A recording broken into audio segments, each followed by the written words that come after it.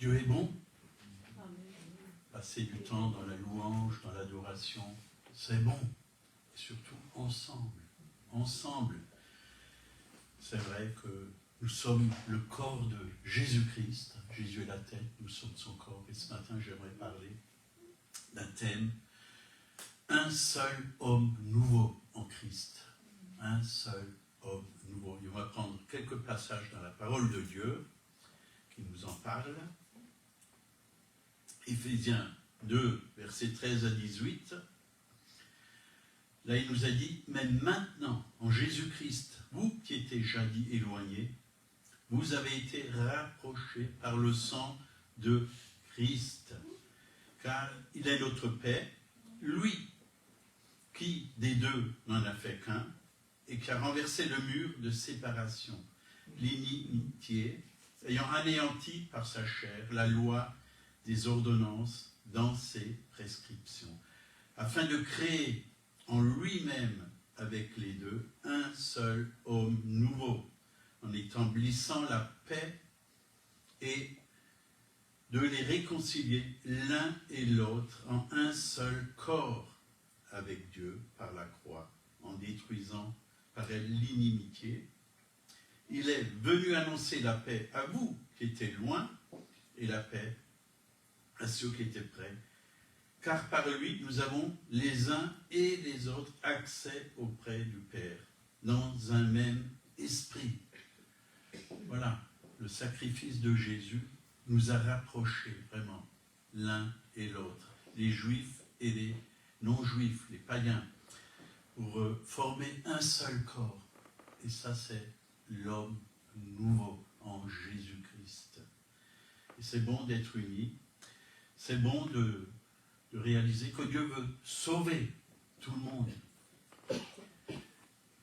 Et il veut vraiment nous utiliser pour que nous apportons chacun, chacune, à ceux qui sont autour de nous, qu'importe la religion, ce n'est pas la religion qui sauve, c'est Jésus, le Sauveur, le Maître, le Roi. C'est lui que nous voulons apporter dans ce monde. Et c'est sa parole aussi que nous voulons écouter chaque jour, nous nourrir et mettre en pratique. Donc, païens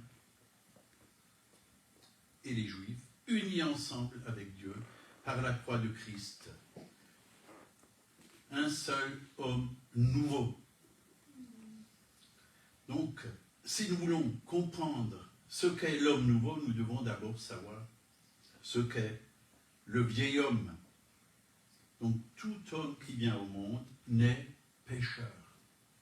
Et ça, vous le savez bien, parce que tout jeune, on fait des bêtises, on apprend à mentir, on apprend à dire n'importe quoi, et à faire n'importe quoi. On est né pécheur, on hérite la nature de nos pères.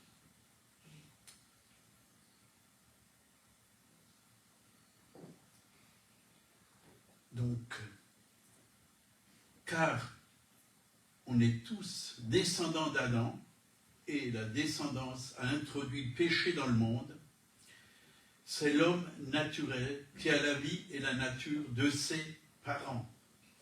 Mais il est écrit dans 1 Jean, chapitre 4, verset 9, « L'amour de Dieu a été manifesté envers nous, en ce que Dieu a envoyé son Fils unique dans le monde, afin que nous vivons par lui. » Et dans 1 Jean 5, 1, « Quiconque croit en Jésus qui croit que Jésus est le Christ, est né de Dieu, et quiconque aime celui qui l'a engendré, aime aussi celui qui est né de lui. » Donc, si on est de Dieu, on est de nouveau, donc on devient aussi un homme nouveau. Un homme nouveau, par la nouvelle naissance. La Bible vraiment parle de cet homme nouveau. De Pierre 1,4, le nouvel homme participant de la nature divine. Nous recevons une nouvelle nature, celle de Dieu. Celle de Dieu. Alors nous devons apprendre à marcher en nouveauté de vie, avec cette nouvelle vie en nous, avec la nature de Dieu en nous. Et cette nature, elle est sainte, elle est pure, elle n'est pas pécheresse, parce que Dieu n'a jamais péché, Jésus n'a jamais péché, le Père n'a jamais péché, le Saint-Esprit n'a jamais péché. Mais la Bible nous dit dans Colossiens 3, 9 à 11, ne mentez pas les uns aux autres, et là il parle vraiment à des croyants, ne mentez pas les uns aux autres, vous étant dépouillés du vieil homme et de ses œuvres, et ayant revêtu l'homme nouveau qui se renouvelle dans la connaissance, selon l'image de celui qui l'a créé. Il n'y a ici ni grec, ni juif, ni circoncis, ni incirconcis, ni barbare, ni sainte, ni esclave, ni libre, mais Christ est tout et en tous. C'est-à-dire, nous devons apprendre vraiment à enlever de nos vies tout ce qui est la vieille vie, l'homme pécheur, c'est-à-dire que Jésus déjà à la croix, il a tout porté. Il a crucifié le vieil homme. Bon, vraiment, il est mort, mais nous ne devons pas se laisser influencer par ce vieil homme qui a déjà été dépouillé à la croix de Golgotha. Il n'a plus rien à faire dans notre vie. Nous sommes des hommes et des femmes nouvelles en Jésus-Christ. Nous sommes un seul peuple. Et nous devons apprendre vraiment à marcher en nouveauté de vie. Bien sûr, ça ne se fait pas comme ça d'un jour à l'autre. Hein. Il y a des choses qui essayent parfois de revenir. Mais chaque jour, nous devons proclamer la parole de Dieu. Nous devons connaître notre identité, savoir qui nous sommes et proclamer qui nous sommes. Parce qu'on a besoin du renouvellement de l'intelligence. Et le renouvellement de l'intelligence, c'est au travers de la parole de Dieu hein, qu'on le reçoit. La Bible dit, hein, au travers de l'apôtre Paul, vous avez la pensée de Christ. Si on marche par l'Esprit, on a la pensée de Christ.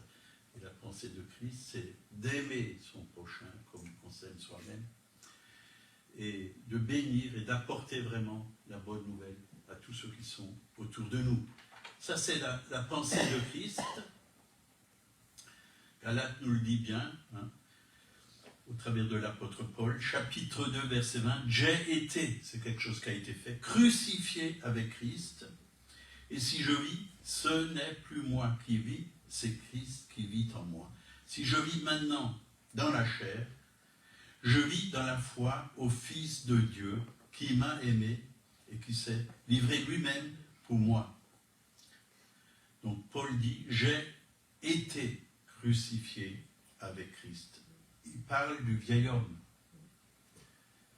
Il parle du vieil homme, de la vieille nature.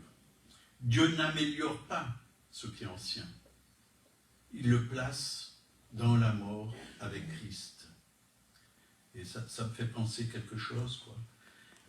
J'étais juste au début de ma conversion, puis j'ai emmené une personne à Christ, on était dans un bar, et il y a quelqu'un qui me dit, un ancien copain, tu te rappelles, si, et ça, et ça. Alors la personne qui était avec moi, elle fait, non, ça n'existe pas. Ça n'existe pas. C'est un nouvel homme. Et c'est vrai, Dieu a tout enterré. J'ai plus besoin de me rappeler. Dieu a oublié ma vieille vie. Dieu l'a effacé. Dieu ne s'en souvient plus. Et nous, on ne doit pas s'en souvenir. Parce que nous sommes de nouvelles personnes, de nouvelles créatures. Hein. Selon 2 Corinthiens 5, 17, si quelqu'un est en Christ, il est une nouvelle créature ou création, hein, selon certaines versions. Les choses anciennes sont passées. Voici, toutes choses sont devenues nouvelles. Donc la nouvelle créature, c'est un homme tout nouveau. Un homme nouveau. Et c'est important, vraiment, de savoir que nous sommes une nouvelle créature. C'est le premier verset que j'ai appris quand j'ai donné mon cœur à Jésus. C'est le premier verset. Que j'étais un homme nouveau et que les choses anciennes étaient passées. C'est comme un bébé. Quand nous naissons de nouveau, est-ce que nous nous rappelons de rien du tout? Parce que moi, je ne me rappelle même pas d'être dans le ventre de ma mère. je suis venu au monde, ben, j'ai eu tout à découvrir. J'étais quelqu'un de tout neuf en Christ, on a tout à découvrir. Et comment on peut découvrir toute chose? Ben, dans la Bible, il y a tout le plan de Dieu pour notre vie. Et on peut marcher avec lui, par l'Esprit, par la parole.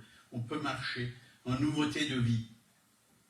C'est une vie nouvelle, totalement nouvelle. Et Dieu nous place en Christ. Notre place est en Christ, dans son corps, parce que nous sommes le corps de Christ sur la terre. Alors si notre place est en Christ, dans son corps, nous devons découvrir quelle est notre place, pour que nous puissions bien fonctionner à notre place. Certaines personnes veulent être à la place d'autres. Combien j'entends parfois, ah j'aimerais bien faire ce que lui fait. Mais non, tu n'as pas à faire ce que lui fait, tu as à faire ce que Dieu te demande de faire. Et quand tu commences à comprendre cela et que tu rentres dans le plan de Dieu, tu es à ta place. Et quand tu as la bonne fonction, parce que dans un corps, chaque membre a une fonction différente, alors le corps il est en harmonie. Colossiens 1,18, il est la tête du corps, de l'Église, il est le commencement, le premier-né d'entre les morts, afin d'être en tout le premier. Donc la tête et le corps sont unis, n'est-ce pas? Vous n'avez jamais vu dans la rue un corps qui marche sans tête? Ça n'existe pas. Un corps sans tête ne peut pas vivre. C'est impossible, à moins que ça soit un robot. Nous ne sommes pas des robots. Nous avons besoin de la tête. Le corps a besoin de la tête. J'ai besoin de Jésus-Christ chaque jour, d'écouter la tête. C'est la tête qui donne des ordres au corps. C'est la tête qui donne des ordres au corps. Mais encore, il faut que le corps obéisse à l'ordre de la tête pour qu'il puisse bien fonctionner. Pour que vraiment la tête, elle veut nous emmener à un endroit, ben, il faut obéir. Et c'est le corps qui est en fonction, c'est les pieds qui marchent pour aller à l'endroit où le Seigneur désire qu'on aille. Donc un corps sans tête ne peut vivre. Paul a dit, Christ est ma vie, ou dans Philippiens 1,21, car Christ est ma vie. La vie nous est communiquée par la tête qui est Christ. Il déverse toute chose en nous, toute chose. Et nous avons tout pleinement en lui, dit la parole de Dieu. Colossiens 2, 9 et 10, car en lui, en Christ, donc habite corporellement toute la plénitude de la divinité. Vous avez tout pleinement en lui, qui est le chef de toute domination et de toute autorité. Et la version parole vivante, le même verset, Colossiens 2, 10, dans la communion avec lui, vous participez, vous aussi, à cette plénitude et vous atteindrez votre plein épanouissement. Amen. Amen. Donc, on va continuer dans ce thème. Romains 8, verset 32. Si Dieu est pour nous, qui sera contre nous? Lui qui n'a point épargné son propre Fils, mais qui l'a livré pour nous tous, comment ne nous donnera-t-il pas aussi toutes choses avec lui? Dieu nous donne toutes choses avec lui. Nous sommes héritiers de Dieu, co-héritiers avec Christ. Avec lui, on ne manque de rien, absolument de rien. Alors c'est important, ce qui sort de votre bouche, des paroles de manque, des paroles de peur, de manquer, des paroles d'incrédulité. Nous devons veiller à nos paroles et toujours proclamer ce que dit la parole de Dieu. Et vous allez voir que tout va changer. Tout va changer dans votre vie si vous proclamez ce que Dieu proclame. Je veux dire la même chose que Dieu dit dans sa parole. Si la tête dit que vous êtes victorieux, alors c'est que vous êtes victorieux. Alors le corps est victorieux aussi parce que nous devons croire à la tête qui est Jésus. Éphésiens 2, verset 6. et 7, il nous a ressuscités ensemble et nous a fait asseoir ensemble dans les lieux célestes en Jésus-Christ, afin de montrer dans les siècles à venir l'infinie richesse de sa grâce par sa bonté envers nous en Jésus-Christ. Donc, être en Christ, c'est être dans les lieux célestes avec lui. Nous sommes aussi des pèlerins sur la terre. Donc, nous sommes ressuscités, nous sommes avec lui, là-haut, spirituellement, mais physiquement, nos pieds sont sur la terre. Mais Christ vit en nous, et Christ, nous représentons Christ sur terre, parce que nous sommes son corps. Nous sommes son corps. La tête et le corps, comme on l'a entendu avant, ne sont qu'un.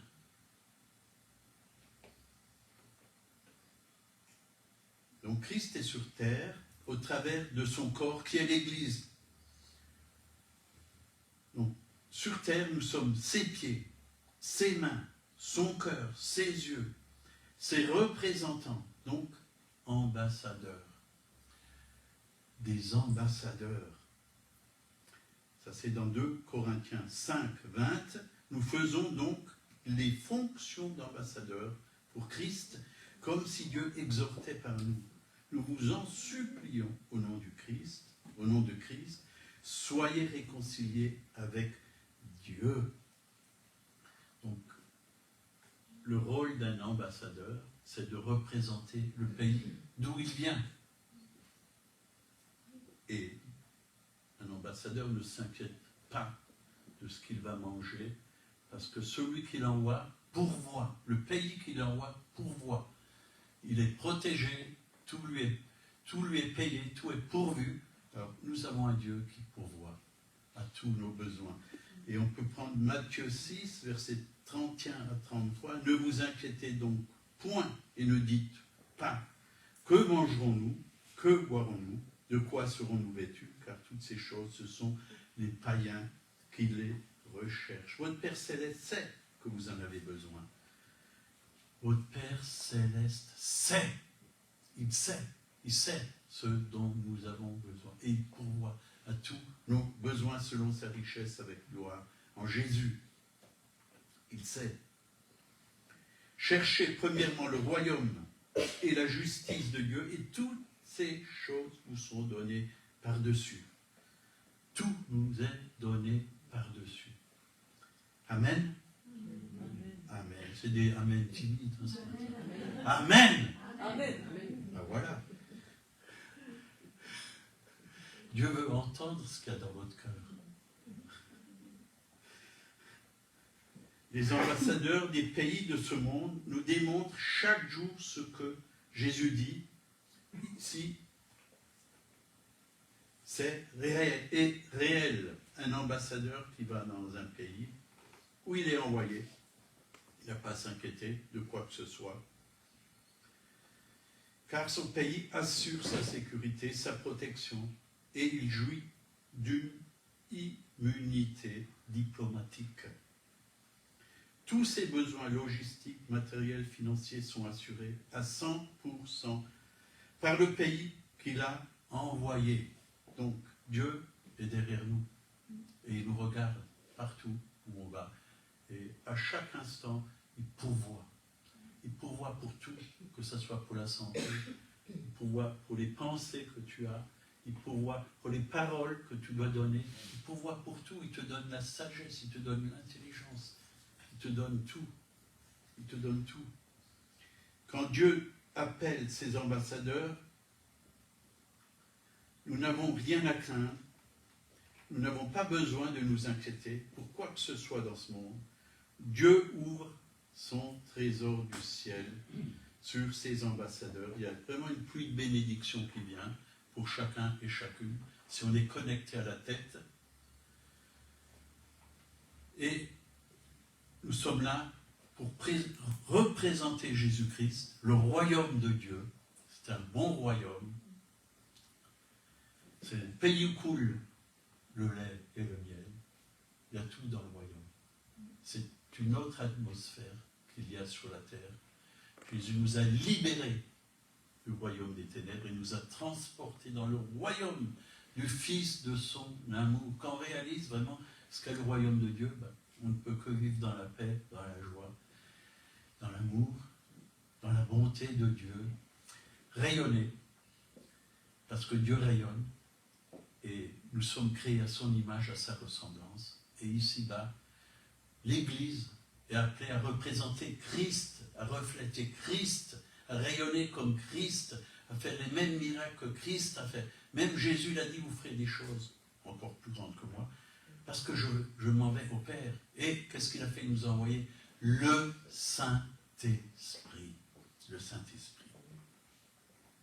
Donc, Jésus est le Seigneur et le Sauveur. Et les personnes de ce monde doivent le savoir. Et c'est par le corps, par l'Église, par chacun d'entre nous qui vont le savoir. Si nous reflétons Christ, si nous rayonnons Christ, si nous parlons du Christ à toutes ces personnes qui sont dans les ténèbres, qui sont perdues, qui n'ont pas reçu la lumière.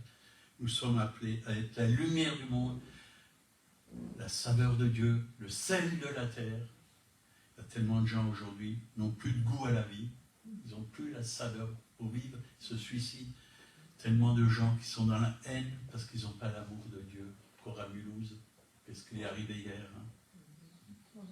Un meurtre, à coup de couteau. Combien on entend coup de couteau, coup de couteau, coup de couteau en France en ce moment? Que nous soyons des personnes qui donnent des coups d'amour, de la bonté. 1 Corinthiens 6, verset 17, mais celui qui s'attache au Seigneur est avec lui un seul esprit. Ça, c'est un des versets que j'aime beaucoup. Dans la pensée de Dieu, Christ et le chrétien qui sont unis à la fois dans les lieux célestes et sur la terre. Le chrétien sur la terre, c'est Christ rendu visible, c'est-à-dire qui reflète son image. Donc, tout ce qui est en Christ, Dieu nous le communique ici-bas sur la terre. 2 Corinthiens 3, 18, car nous tous, qui le visage découvert, contemplons comme dans un miroir la gloire du Seigneur, nous sommes transformés en la même image de gloire en gloire, par le Seigneur, l'Esprit. Important la louange, l'adoration, contempler le Seigneur. Plus nous le voyons spirituellement, avec les yeux du cœur, plus nous le contemplons, il est beau, il est merveilleux, il est glorieux, il est amour, il est paix, il est justice, il est vérité. Il y a toute la gloire en Jésus, toute la gloire. Et cette gloire, il veut la mettre en chacun d'entre nous. Mais en le contemplant, elle vient aussi en nous, elle vient dans l'Église, elle vient dans le corps. Parce que la tête et le corps sont un. La gloire qui est dans la tête, elle descend aussi dans le corps. Elle participe dans le corps. Parce que nous sommes unis à lui. 1 Corinthiens 12, 12. Car comme le corps est un et a plusieurs membres, et comme tous les membres du corps, malgré leur nombre, ne forment qu'un seul corps, ainsi en est-il de Christ. Vous voyez, on n'est pas séparés de Christ. On est un seul corps, mais chaque membre a une fonction différente. Colossiens 1, 18. Paul dit, en parlant de Jésus, il dit, il est la tête du corps de l'Église, il est le commencement, on l'a déjà lu, mais c'est bien de le relire. Le premier, né d'entre les morts, afin d'être en tout le premier. Ainsi, Jésus est le commencement de cette nouvelle création. Il est le premier-né d'entre les morts. Quand il est ressuscité, il est entré dans cette nouvelle création. Il est devenu le chef de cette nouvelle création et la tête du corps. Donc, Jésus est la tête du corps. Et alors, Jésus, tu es aussi ma tête, puisque nous sommes son corps. Et je me représente toujours comme j'ai une tête qui s'appelle Jésus. Sa vie coule en moi, chaque jour. Il est ma tête, puisqu'il est la tête du corps. Comme je suis le corps, Donc je veux rester chaque jour connecté à cette tête. Et Romains 8, 29, car ceux qu'il a connus d'avance, il les a aussi prédestinés à être semblables à l'image de son Fils, afin que son Fils fût le premier-né d'entre plusieurs frères. Son Fils fut le premier-né d'entre plusieurs frères. Nous sommes ses frères. La nouvelle création, c'est Christ qui vit dans le corps qui est l'Église. Donc Christ, quand il était sur terre, il s'est exprimé au travers de son corps. Aujourd'hui même, Jésus-Christ, qui est la tête, veut s'exprimer au travers de l'Église qui est son corps. Au travers de chacun d'entre vous, il veut s'exprimer. Romains 12, 4 et 5. Car comme nous avons plusieurs membres dans un seul corps, et que tous les membres n'ont pas la même fonction, nous formons un seul corps en Christ, et nous sommes tous membres les uns des autres. Tous membres des uns des autres. Donc on a besoin de chaque membre du corps. S'il manque un membre du corps, vous prenez par exemple une main et vous la sortez du corps, elle ne sert plus à rien. Elle meurt d'ailleurs, elle pourrit. On a besoin de chacun et de chacune. L'Église, nous devons veiller à chacun et à chacune. Nous devons aimer chacun et chacune. Chaque membre doit recevoir notre attention, notre amour, et nous devons prendre soin les uns des autres. Et là, il nous a dit, dans Éphésiens 1, 22, il a tout mis sous ses pieds. Il a donné pour chef suprême à l'Église, qui est son corps, la plénitude de celui qui remplit tout en tous.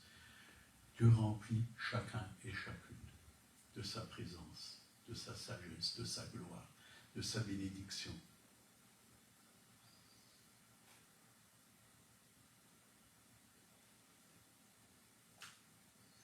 Donc on ne peut pas être séparé du corps. L'Église, c'est le plan de Dieu. On ne peut pas être indépendant et dire « Non, moi je n'ai pas besoin des autres ». Nous avons besoin des autres. Nous avons besoin des frères et sœurs. Et aussi, nous devons reconnaître les autres, tous ceux qui sont nés de nouveau, qui sont devenus fils et filles de Dieu par la nouvelle naissance, qui sont devenus de nouvelles créations. Nous devons reconnaître que c'est nos frères et sœurs. Nous ne devons pas être sectaires. Nous devons veiller. Ce n'est pas parce qu'ils ne font pas partie de notre assemblée qu'ils ne sont pas fils et filles de Dieu, qui ne sont pas le corps de Christ. Nous devons les aimer aussi. Et nous devons prier aussi pour ce corps qui est sur toute la surface de la terre. Il n'est pas que en France, il est partout, même en Iran. Il y a beaucoup de chrétiens en Iran. Il y a énormément de chrétiens en Iran.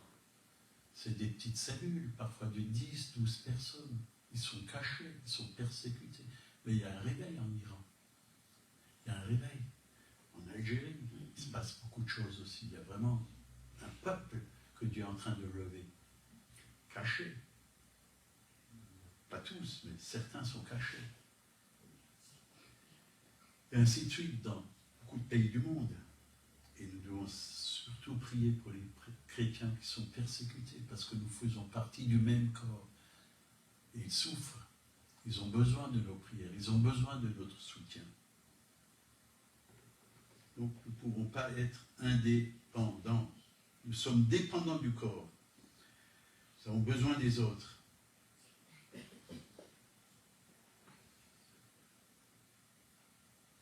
Dieu veut un corps qui soit en bonne santé. On a beaucoup entendu parler de guérison ce matin pendant la louange, par des paroles. Dieu veut guérir son corps. Dieu veut que son corps ne soit pas handicapé, qu'il soit en bonne santé. C'est ça le réveil, quand le corps est en bonne santé, quand le corps est en harmonie avec la tête, quand les membres sont en harmonie les uns envers les autres. C'est ça le réveil. Il y a la vie qui circule. Il n'y a rien qui bloque cette vie qui circule dans ce corps. Corinthiens 12, verset 21, l'œil ne peut pas dire à la main, je n'ai pas besoin de toi. Ni la tête dire aux pieds, je n'ai pas besoin de vous. Qui est la tête? C'est Christ. Il ne peut pas dire aux pieds, je n'ai pas besoin de vous. Si la tête veut aller là où elle doit aller, qui va la transporter jusque-là? C'est les pieds. Si on obéit à Dieu, ben on va aller dans la bonne direction. On va aller vraiment vers les personnes qui ont besoin de lui. Moi, parfois, je suis étonné parce que, du coup, le Seigneur, il met des gens sur mon chemin. Et je sais que c'est les bonnes personnes. Ils sont toutes prêtes. Ils reçoivent la parole. Ils acceptent la parole. Ils sont touchés même.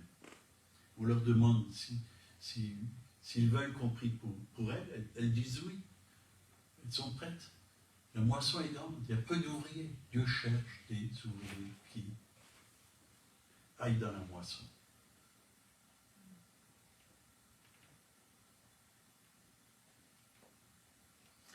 Alors, qui exige la tête des pieds? Qu'il soit disponible. On doit être disponible pour le Seigneur. Pour que vraiment nous puissions prendre chaque jour les bonnes décisions. Donc la tête est aussi dépendante de nous. Jésus est dépendant de nous. Parce qu'il veut travailler au travers de nous. Lui, maintenant, il est au ciel, mais nous avons son esprit ici-bas sur la terre, nous avons son corps ici-bas sur la terre, parce que nous sommes son corps. Et c'est lui qui veut mettre dans notre bouche, dans notre cœur, des paroles pour ceux qui ne le connaissent pas, mais aussi pour nous édifier les uns les autres, nous encourager les uns les autres, pour nous aimer les uns les autres. Donc si la tête est victorieuse, alors le corps est victorieux. Parce que la même vie qui est dans la tête, elle est dans le corps. Si la tête est sainte, alors le corps est saint, puisque nous sommes unis à lui. Le sang, il vient de la tête. Le sang de Jésus coule en nous, dans nos veines, dans nos vies. Nous avons une puissance extraordinaire, si on réalise que le sang de Jésus coule dans nos veines. Le sang de Jésus est pur et saint. C'est le sang de Dieu. C'est le sang divin. Il coule en nous. Donc si la joie de Dieu coule en nous, elle vient de la tête, elle vient de Jésus, puisque c'est la joie du Seigneur. On a entendu mercredi, c'est pas notre joie d'avoir de bonnes choses ici-bas. C'est vrai qu'il y a de bonnes choses, que Dieu nous donne de bonnes choses. Mais avant tout, c'est la joie de Jésus. Et cette joie, elle est éternelle. Nous devons la recevoir. L'amour de Dieu. Dieu est amour. Cette joie, elle coule aussi. La justice. Dieu est juste. Nous sommes justes.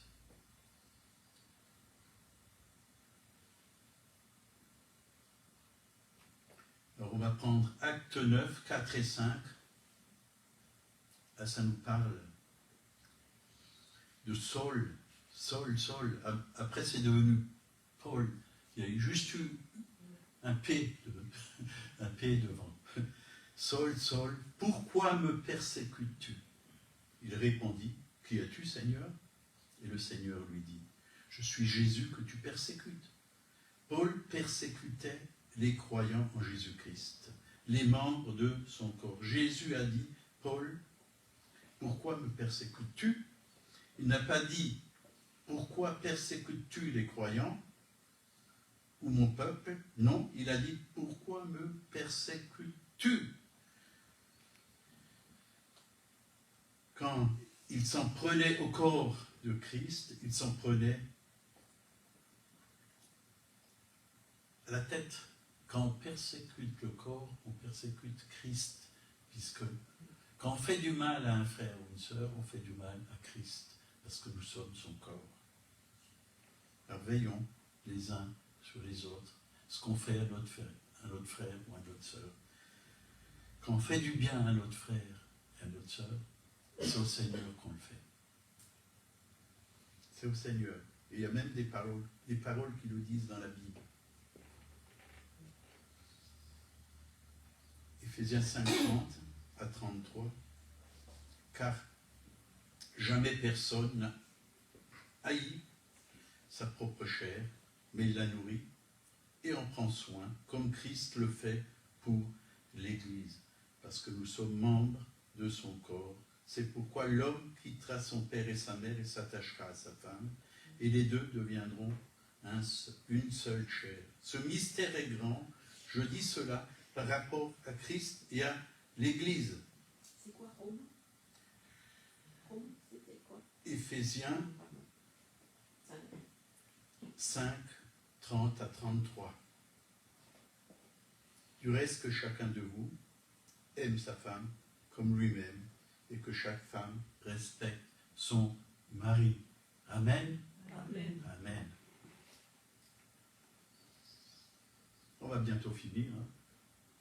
Éphésiens 4, versets 2 à 4. Bible du semeur. Efforcez-vous de conserver l'unité que donne l'Esprit dans la paix, qui vous lie les uns aux autres. Il y a un seul corps et un seul esprit. De même, Dieu vous a fait venir à lui en donnant une seule espérance, celle à laquelle vous avez été appelés. Donc dans le corps, tous les membres doivent d'abord être unis avant de devenir le corps. On ne peut pas avoir un corps désuni, ça n'existe pas. Tous les membres doivent être unis. Si tu es à côté du corps, attache-toi au corps. C'est-à-dire, attache-toi aux frères et sœurs.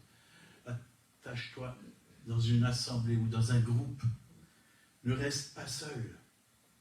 Ne reste pas seul. Ne sois pas séparé.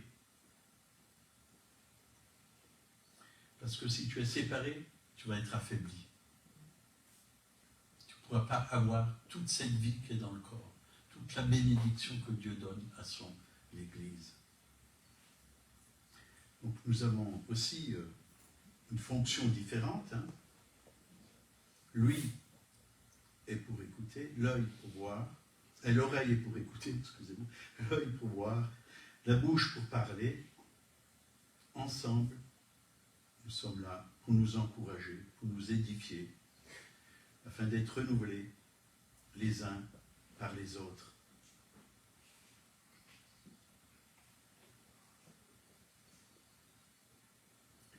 Et c'est vrai que si vous prenez